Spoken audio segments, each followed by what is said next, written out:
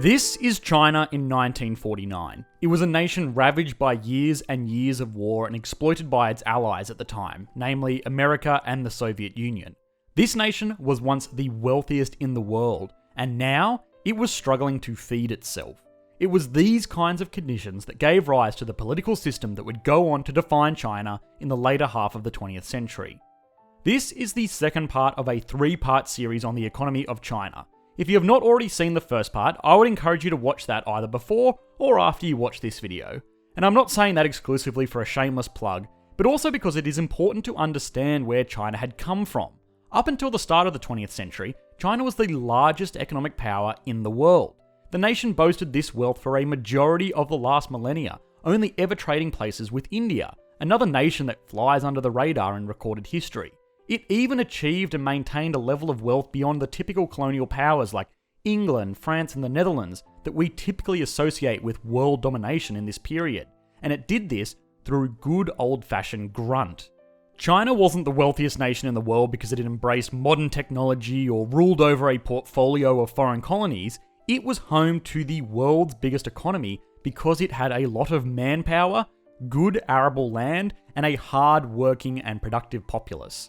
This all started to slip in the early 20th century when nations like the United States, and then later Europe and Japan, caught up and exceeded China as the world's modern economic superpowers. The time had come where raw manpower alone couldn't keep up with modern industry. Steam power had been replaced with electrical grids and gasoline, and the textile mills had been replaced with production lines, and all of this meant that raw manpower alone was not enough to keep up. This was not ignored in China, and a lot of the leadership at the time had seen the power of an industrial nation to improve the wealth of its citizens. What is more, is that industry now meant military power. In the age of mechanized warfare, having the ability to produce tanks and planes and ships was hugely influential. This became extremely evident in the Second World War, when Japan, a nation with a smaller population, less resources, and less desirable geographic position, invaded and subsequently decimated mainland China. The invasion of Nanjing was one of the most horrendous atrocities in the Second World War, and this was a war marred by horrendous atrocities. But what it meant for the economy was a huge desire to industrialize, to stop something like this ever happening again.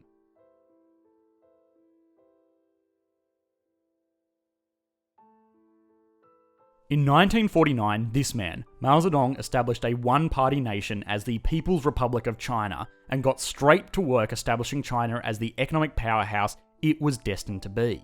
It had fallen behind in previous years, but it was time again for it to become a modern, powerful, socialist nation. The first task was cleaning up the nation, and it was in bad shape. Years of war meant that a lot of the infrastructure had been destroyed. This was made worse by Soviet troops dismantling what was left of a lot of industrial machinery and shipping it back to the Soviet Union when they were finished deployment. Not cool, comrades. On top of this, food production had suffered because a lot of farmers were forced to flee their farms during the war. So even food production, the one thing that China had been really good at up until this point, had started to suffer. Now, a lot of nations that were impacted by the war during this period started receiving foreign aid, particularly from the United States. We have already explored how the Marshall Plan and the reconstruction of the Pacific got Japan and Germany off the ground to go on and become the modern economic powerhouses they are today. But America was a whole lot less keen to extend that charity to China because of the whole communism thing. So they were kind of on their own. Now this whole cleanup thing took about 3 years, and from then they set out on the first of their 5-year economic plans.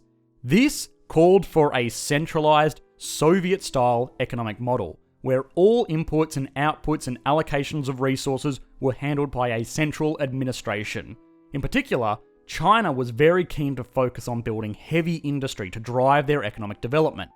Remember how the Soviet soldiers kind of dogged their comrade China by stealing all of their machinery at the end of the war? Well, by this point, the Soviet Union realized that they needed all of the friends that they could get, so they repaid this debt by sending Soviet scientists, engineers, and developers over to set up factories and capital-intensive infrastructure to make industrial development possible. This central planning model also called for the nationalization of existing industries. China at this point still had private enterprises, but the Communist Party wanted to take control of this. The government offered to buy private enterprises in exchange for prestigious government positions, and this was kind of a carrot and stick deal. Take this generous offer or, get branded a class enemy and we'll just take your factory anyway. Needless to say, by 1956, no privately owned firms remained in China. Now, this period was actually really prosperous. The nation embraced heavy industry for the first time, and they did reap the rewards of their new productive capacity. That being said though, it wasn't like they were starting at a great level to improve from.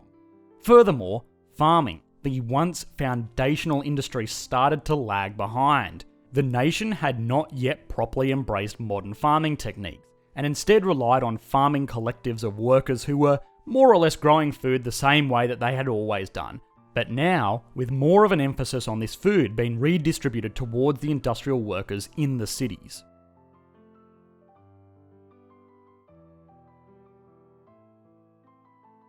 Before they even got to the end of their first 5-year plan, the growing imbalance between industrial and agricultural growth, dissatisfaction with efficiency, and lack of flexibility in the decision-making process convinced the nation's leaders, particularly Mao Zedong, that the Soviet way of doing things may not be super appropriate for China. They weren't abandoning communism or even central planning altogether, but they decided that China was best run through its industrial provinces. This way, provinces with a high density of industry could focus on industry management, and provinces made up of farms could focus on agriculture.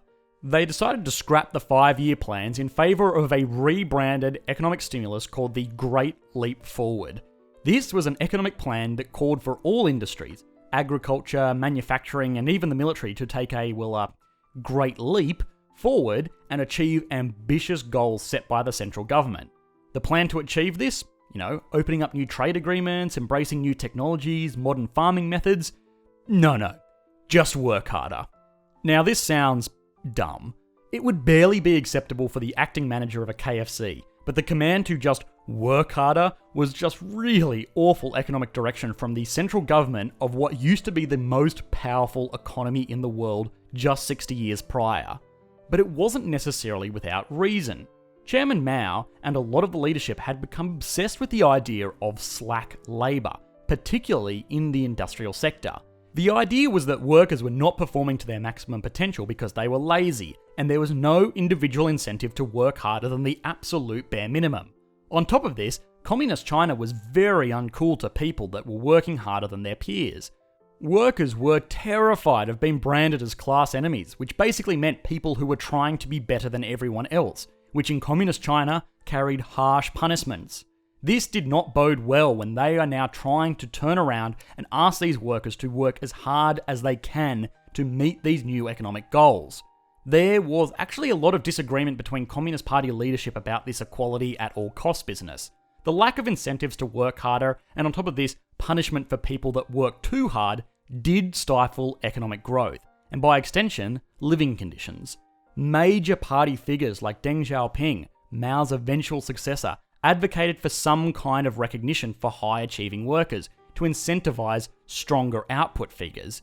Mao eventually shut this idea down for a few reasons. One, it went against the fundamental message of the nation that all men are equal and we are working collectively, but the second reason may have been more important. Chairman Mao was a ruthless dictator that ruled over an authoritarian state. Labeling someone as a class enemy was a really effective way to ice any political opponents, so he was probably keen to keep that whole system in place.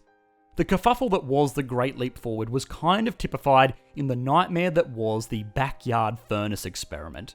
Chairman Mao decided that farm machinery was a good solution to increasing the struggling crop yield, which was actually a great idea. When producing anything, you have to consider the factors of production: land, labour, and capital. In that sense, producing potatoes is no different than producing cars. Now, China had plenty of labour and plenty of land, but it did not yet embrace capital or machinery-intensive farming techniques.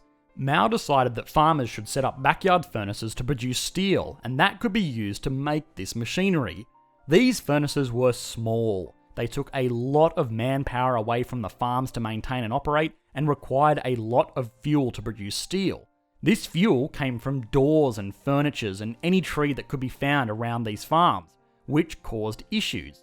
Trees are super important for the irrigation of farmland, and lopping down every last one of them to throw into your furnace is going to cause irrigation problems and failed crops. To make things worse, the metal used to produce this steel came from pig iron or from knives and forks and plates and pots and pans, and really any kind of metal that the population could get their hands on. And it should probably go without saying that the metal that this produced was absolute garbage. Like, totally useless for anything, clumps of nothing. So yeah, there you go. The backyard furnace experiment left a large population of overworked peasant farmers without doors or furniture, pots or pans, sitting in mud with no food because it had all been washed away, which, when you think about it, was probably a metaphor for China as a whole during this period. China under the rule of Mao Zedong was perhaps a period of best intentions executed terribly. The conflict of ideologies and good economic policy conflicted to the point that the population suffered greatly. The nation was marred by poorly planned economic strategies that continued to backfire and started to impact the nation's ability to feed itself. The nation had once been so powerful simply because of its ability to feed and maintain a large population, but even that was failing. Heavy industry is not a golden ticket to success. Productive industry that facilitates the efforts of motivated workers is what made nations like the United States as wealthy as they are today, and China certainly missed this distinction.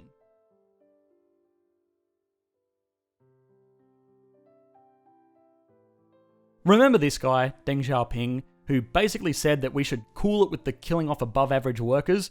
Well, he eventually took over the reins of the nation after Mao's death and started enacting policies that were slightly more liberating to individual workers. This was the beginning of the turning point that would lead to the economy we see today. The Chinese miracle is truly a fascinating economic case study, and so, in the next video, we will explore how China went from being a failing state with poor crop yields and stagnating growth to the second most powerful nation on Earth. Until then, I hope you enjoyed this video. I want to give a big shout out to our new patrons over on Patreon. Thank you for your support, guys. You continue to make these videos possible. Otherwise, if you did enjoy, please consider liking and subscribing. I will be answering questions for an hour after this video goes live on our Discord server or our YouTube live stream over on the second channel. Feel free to jump on there if you want to ask any questions or interact with the audience. Otherwise, thanks for watching, guys. Bye.